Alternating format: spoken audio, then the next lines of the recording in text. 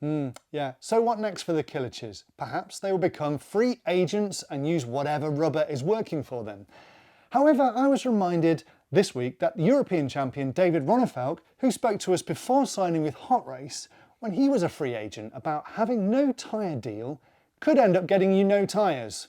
Some of the other drivers having contracts with the other brands, they now kind of maybe put in the contract, or they had some kind of agreement that if their tyre would be working, the manufacturer wouldn't be able to kind of give tyres away to me, for example.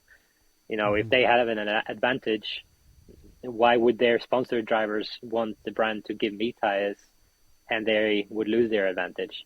Yeah. And then when their tyres wouldn't be working, I would just move somewhere else to the tyres that was working and ask for tyres from them. So it became more difficult, I think, in the last year to get hold of tyres at the races. I heard in the, was it the last Euros, where people were driving through the night to get tyres from shops and places because the on-site manufacturer wouldn't share the tyres out, or even sell the tyres to people who wanted them. Yeah, it happened.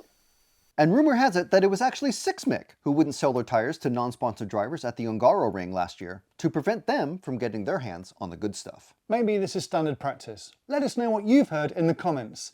I don't think we'll ever tire of this subject. Anyway, how about this week's hot topic? This is a hot topic. Hey. Today we have been struck with 2 items of devastating feedback of our own hard work. Item 1, Matt Moran says, "Please stop those stupid edited in cutaways." Dumb. Based off the answer. Stupid. They absolutely ruin the flow of the video and make it difficult to process the answers Scotty gives.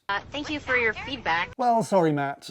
We'll take your feedback on board. I mean, they're called memes. You know, that's what all the kids are doing. Yeah, memes. Exactly. That's what the kids were doing 5 years ago. So that's why we're doing it now. Because we're cutting-edge YouTubers. I'm sorry. Also, Dizzy Chizzy 1 said, "Good show, guys, but nothing worse than dorks telling you where to click a link or to click on a video thumb that doesn't pop up. Epitome of average. It's like you've never watched YouTube more than 20 minutes. Congrats on hitting 20K. 100K. Not 20K. Congrats on hitting 100K. It's not easy doing all this, you know. Yeah. Instead of criticizing, why don't you give us some support by clicking here to become an RCTV hero? No, it's here. Clicking here. Is it somewhere? I don't know. Wherever. Where's Scotty? Where on earth is Scotty? Hey everybody, Scotty Ernst here. I've had a few weeks off to spend some quality time with family, but I'm back at it, and this week I am in Australia. I am here for the 2025 Winter Champs. That's right, it may be a heat wave over here, but winter racing season is in full swing down under. And our Aussie bro Tony Firth from RC Race Media has this report. G'day everyone, Tony Firth here from PDNR, and it's been a fantastic weekend for the 2025 Winter Champs. Australia's Winter Champs is an on-road event that dates back to 1997. It has evolved over the last 28 years and now features 13 classes over 2 days, covering both nitro and electric. Wait, hold up. Did he just say 13 classes? Yep. 1/8 scale, Nitro Tourer, 1/8 GT, GTE, short course truck, F1, 1/12 scale, EP Junior, EP Modified, EP 13.5, EP 21.5, TCR and VTA. Oh man. Well, okay, well that's great. Back to Tony. Braden Stanley and young emerging talent Logan Rintle were the big winners. Stanley scooped up EP Modified Touring and 1/8 scale, while Rintle dominated 21.5, took out 12th scale and GTE to make it 3 from 3 for the local 15-year-old. In other classes, Clint McKenzie took out short course truck, Ross Lalick won F1, Luke Hare won the VTA, and Nitro Tourer was won by PDNR's Tate Firth. Wrapping up Sunday's action, we saw John Puce win a front-wheel drive, Marcus Askell took out 13.5, and young Ethan Ryan won our EP Junior class. One of the highlights of the event was the 1/8 GT final, Rick Simonsbergen and Cameron Kendall fighting out a thrilling 20-minute battle, Kendall getting the win right at the death. The event had amazing support from the racing community, and we thank PDNR members, racers, families, friends and sponsors for making this event possible. Thanks, Tony. Tony also raced in the event, you know. Oh man, look out. We got cones. We got, Tony doesn't know where to go.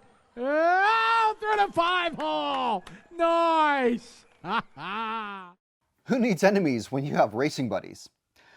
So that's it for this week. We hope you've enjoyed this episode of RCTV News. And if we missed something, or you want to correct something, drop us a comment. This week, RCTV heroes will get to watch the next Cayote podcast early. Yep, they will. And as we mentioned, this one features Michal Orlowski, and you'll get to hear this wild story from the Nitro Buggy Euros. If you want to protest, I will do it for you. It will be against me, but I will do it. RCTV heroes will get to watch that full podcast first, so the rest of you will have to wait until Monday. Yeah, wait till Monday, everyone else. And in the meantime, thank you to our title sponsor, Team Cayote. And our fantastic partners. Team Savox.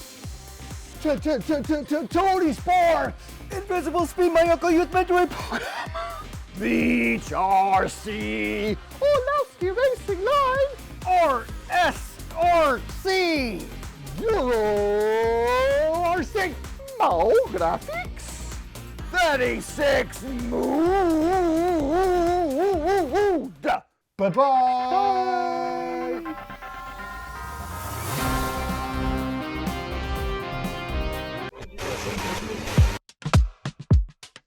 Hey there, we can't believe it, but you've made it to the secret after show. Yes.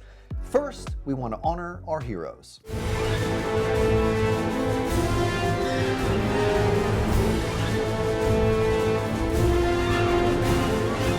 And for everyone else, we don't want to say goodbye.